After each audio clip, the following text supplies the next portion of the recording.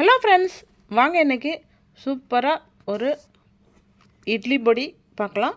இட்லி, தோசை, சாதம் இந்த மாதிரி எல்லாத்துக்குமே அது செட் ஆகும். தினம் ஒரு ஸ்பூன் எடுத்துக்கிட்டே வந்தீங்கன்னா கண்டிப்பாக கால்சியம் பிரச்சனை வரவே வராது.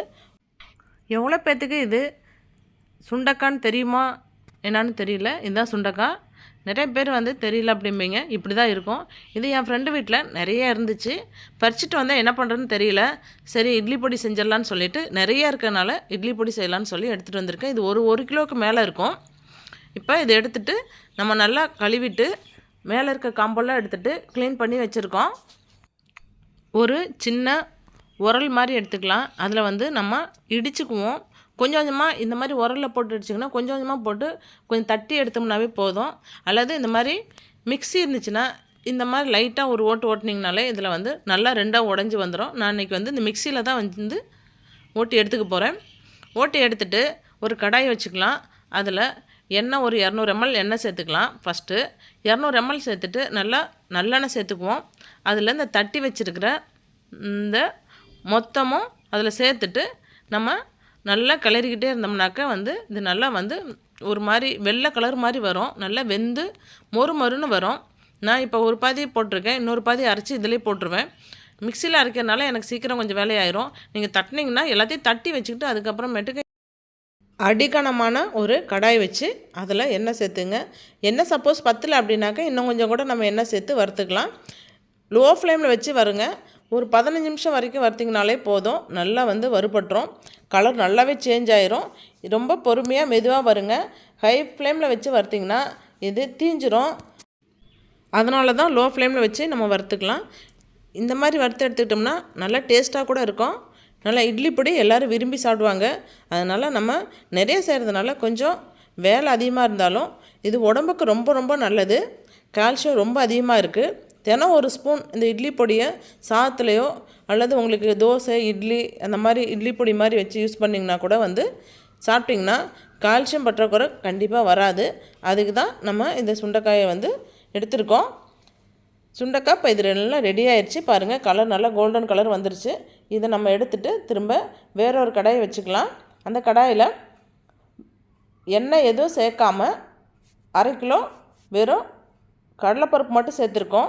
பச்சை கடலைப்பருப்பு சேர்த்துட்டு இதுவும் நல்லா லோ ஃப்ளேமில் வச்சுக்கலாம். லோ ஃப்ளேமில் வச்சுட்டு நல்லா வறுத்துக்கலாம். இந்த பச்சை கடலைப்பருப்பு பச்சை வாசனை போய் நல்லா வறுத்த வாசம் வரும். அது வரைக்கும் நம்ம வறுத்துக்கலாம். லோ ஃப்ளேமில் வச்சு வறுத்துட்டிங்கன்னா கொஞ்சம் நல்லாயிருக்கும். இப்போ இது நல்லா வறுத்தாச்சு. இதே நம்ம எடுத்துக்கலாம். எடுத்துட்டு இதே கடாயில் உளுந்து எடுத்துக்கலாம். உளுந்து 400 கிராம் எடுத்துக்கலாம். எடுத்துகிட்டு அதையும் சேர்த்துட்டு இதில் நம்ம வறுத்து எடுத்துக்க போகிறோம். நம்ம கடலைப்பருப்பு எப்படி எடுத்து வறுத்தோமோ அதே மாதிரியே இதையும் எடுத்துகிட்டு நல்லா லோ ஃப்ளேமில் வச்சு வறுத்து எடுத்துக்குவோம். ஒவ்வொன்றும் கொஞ்சம் டைம் எடுக்கும். அதனால தான் கொஞ்சம் பொறுமையாக எடுத்துக்கலாம். நல்லா வறுத்துருச்சு. வாசம் நல்லா வறுத்த வாசம் வர வரைக்கும் வறுத்து எடுத்துங்க. லோ ஃப்ளேமில் வச்சு வறுத்திங்கன்னா கலர் சேஞ்ச் ஆகாது. உளுந்தெல்லாம் அப்படியே இருக்கும். நல்லா வறுபட்டு வாசம் வரும். இப்போ இது நல்லா வறுத்தாச்சு.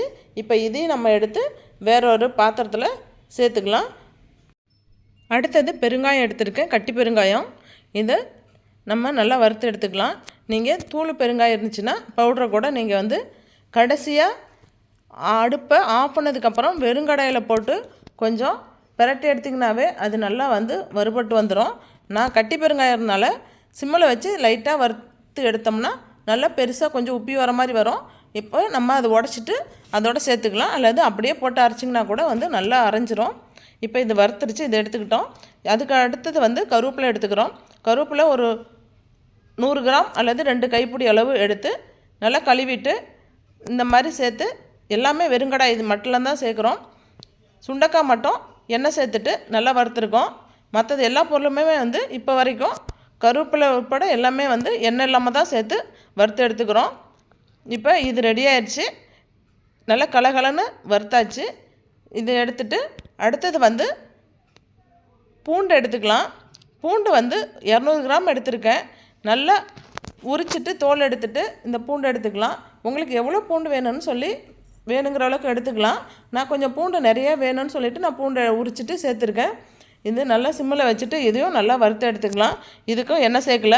எண்ணெய் சேர்க்காம வறுத்திங்கனாவே நல்லா வறுபட்டுரும். கொஞ்சம் லோ ஃப்ளேமில் வச்சு வறுத்திங்கனாலே நல்லா வறுத்துரும். இது இப்போ வறுத்தாச்சு. இதை எடுத்துகிட்டு நம்ம வேற ஒரு கடாயம் வச்சுக்கலாம். உப்பு தேவையான அளவு எடுத்துகிட்டு அதையும் வறுத்து எடுத்துக்குவோம். உப்பு ஏன் வறுக்கிறோன்னா இதில் கொஞ்சம் ஈரப்பதம் இருக்கும். அதனால் இதை வறுத்துட்டு சேர்த்துட்டோம்னா பொடி ஈரப்பதம் ஆகாமல் கெட்டு போகாமல் இருக்கும். அப்படிங்கிறதுக்கோசரம் நம்ம உப்பு வறுத்துட்டு சேர்த்துக்கிறோம். உப்பு வறுத்தாச்சு. இப்போ இதை எடுத்துகிட்டு மிளகாய் சேர்த்துக்கலாம். மிளகாய் வந்து உங்களுக்கு காரத்துக்கு தேவையான அளவு சேர்த்துங்க. நான் 300 கிராம் எடுத்து சேர்த்துருக்கேன். இந்த மிளகாய் நல்லா காரமாக இருக்கும், குண்டு மிளகாய். அதனால் இந்த மிளகாய் கம்மியாக நான் சேர்த்துருக்கேன். சுண்டைக்காய் 1 கிலோ நம்ம எடுத்தாலும் அது வறுத்துட்டோம்னா கம்மியாக இருக்கும்.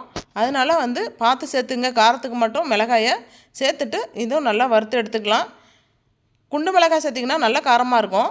அதனால் உங்களுக்கு எவ்வளோ காரம் தேவையோ அவ்வளோ மட்டும் எடுத்துக்கங்க. இதுவும் நல்லா வறுத்தாச்சு. இப்போ இதையும் எடுத்துக்கலாம். ஒரு கடாய் வச்சுக்கலாம். அதில் 75 கிராம் அளவுக்கு புளி சேர்த்துக்கலாம். அதில் எண்ணெய் சேர்த்துட்டு புளியை அதை நம்ம வறுத்து எடுத்துக்கிறோம். அதோட நல்லெண்ணெய் சேர்த்துட்டு வறுத்துருங்க. சிம்மில் வச்சே வருங்க. புளி நல்லா வறுத்துட்டிங்கன்னா கொஞ்சம் கலர் நல்லா சேஞ்ச் ஆயிரும். பார்த்திங்கன்னா உங்களுக்கு கொஞ்சம் கலர் சேஞ்ச் ஆகி கொஞ்சம் கருப்பு கலர் மாதிரி இருக்கும். அந்த டைமில் நம்ம புளி எடுத்துக்கலாம். அது புளி எடுத்திங்கன்னா நல்லா நொறுங்குற மாதிரி இருக்கும். அந்த ஈரப்பதமெல்லாம் போய் நல்லா ட்ரை ஆகி வரும். அது வரைக்கும் வறுத்து எடுத்துங்க. இப்போ இந்த புளி இப்போ வந்து நல்லா வறுத்தாச்சு. இப்போ இதை நம்ம எடுத்துக்கலாம். எடுத்துட்டு ஆற வச்சோம்னாலே இன்னும் கொஞ்சம் நல்லா மொறுமொறுன்னு ஆயிரும். இப்போ எல்லா பொருளுமே ஒரு பிளேட்டில் வச்சு உங்களுக்கு கொஞ்சமாக காட்டியிருக்கேன். இப்போ இது எல்லாத்தையுமே நம்ம வந்து அரைச்சிக்கலாம்.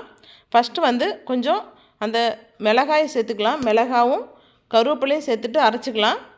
அதுக்கப்புறம் புளியை சேர்த்து அரைச்சிக்குவோம் அதோடு சேர்த்து. அதுக்கப்புறம் கடலைப்பருப்பு சேர்த்துக்கலாம்.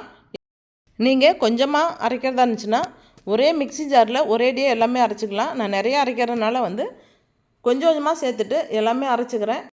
இப்போ தான் ஒரு டிப்ஸு சொல்ல போகிறேன் உங்களுக்கு. இப்போ என்னென்னா நம்ம அரைச்சதை மற்ற பொடியெல்லாம் அப்படியே வச்சுக்குவோம். அரைச்சிட்டு டப்பாவில் சேர்த்துட்டு அப்படியே வச்சுக்குவோம். ஆனால் இந்த பொடியை அரைச்சிட்டு இந்த மாதிரி ஒரு ஜூஸ் ஃபில்டரை வச்சு நல்லா சலித்து எடுத்துக்கலாம். சலித்து எடுத்ததை வந்து திரும்பி நம்ம மிக்சியில் போட்டு திரும்ப அரைச்சிட்டோம்னா அது நல்லா வந்து அரைஞ்சிரும். அதுக்கப்புறம் அதையும் இதே மாதிரி ஃபில்ட்ரு பண்ணி வச்சுக்குவோம். ஏன்னா அப்போ தான் நம்ம கடையில் கிடைக்கிற மாதிரி அதே மாதிரி பொடி வந்து மணலாக கிடைக்கும். நீங்கள் மற்ற பொடி அரைக்கிறதா இருந்துச்சுன்னா கூட இதே மாதிரி நீங்கள் அரைச்சி வச்சிங்கன்னா பொடி வந்து கடையில் கிடைக்கிற மாதிரி ஒரே மாதிரியே இருக்கும். பெருசும் சின்னதும் அரைக்காமல் அந்த மாதிரிலாம் இல்லாமல் சலித்து இந்த மாதிரி வச்சுக்கிட்டோம்னா பொடி நல்லா இருக்கும், மணலாக இருக்கும். பாருங்கள், இந்த ஜூஸ் ஃபில்ட்ரு வச்சு தான் நான் வந்து ஃபில்ட்ரு பண்ணேன். நல்லா சலித்து எடுத்துக்கிட்டேன். நீங்கள் மாவு சலிக்கிற ஃபில்ட்ரு வச்சு நீங்கள் சலிச்சிங்கன்னா அது வராது. இது மாதிரி எடுத்திங்கன்னா தான் நல்லா வரும். அதனால் இந்த மாதிரி ஃபாலோ பண்ணுங்கள். மற்ற ஏதாவது பொடினா கூட வந்து கண்டிப்பாக வந்து இது மாதிரி பண்ணி கொடுத்திங்கன்னா ரொம்ப விரும்பி பொடி கடையில் வாங்கின பொடி மாதிரியே இருக்குது அப்படின்னு சொல்லி விரும்பி சாப்பிடுவாங்க. இப்போ இந்த பொடி ரெடி ஆயிடுச்சு. நம்ம சலித்து வச்சிட்டோம். இந்த பொடியோட நம்ம பொடி எவ்வளோ இருக்குது அதுக்கு தகுந்த மாதிரி கொஞ்சம் வெல்லம் சேர்த்துக்குங்க. கொஞ்சமாக சேர்த்துக்குங்க. சேர்த்து அதையும் இதே மாதிரி சலிச்சிருங்க. இதிலே போட்டு சலிச்சிருங்க. நான் நாட்டு சக்கரை சேர்த்துட்டு அதில் சலிச்சிருக்கேன். சலிச்சுட்டு இப்போ இந்த மாதிரி எடுத்திருக்கேன். ஒரு கப்பில் உங்களுக்கு எடுத்து காட்டியிருக்கேன். நல்லா ஏர் டைட்டான ஒரு கண்டெய்னரில் போட்டு டைட் பண்ணி வச்சுங்க. கெட்டு போகாது, சீக்கிரமாக நல்லாயிருக்கும். பாட்டிலில் ஸ்டோர் பண்ணுங்கள். ரொம்ப நல்லது, உடம்புக்கு நல்லது. பிளாஸ்டிக்கோட பாட்டிலில் ஸ்டோர் பண்ணுங்கள். இதே மாதிரி சுண்டைக்காய் பொடி செஞ்சு நீங்களும் உங்கள் வீட்டில் சாப்பிடுங்க. செஞ்சு சாப்பிட்டு ஆரோக்கியமாக இருங்க.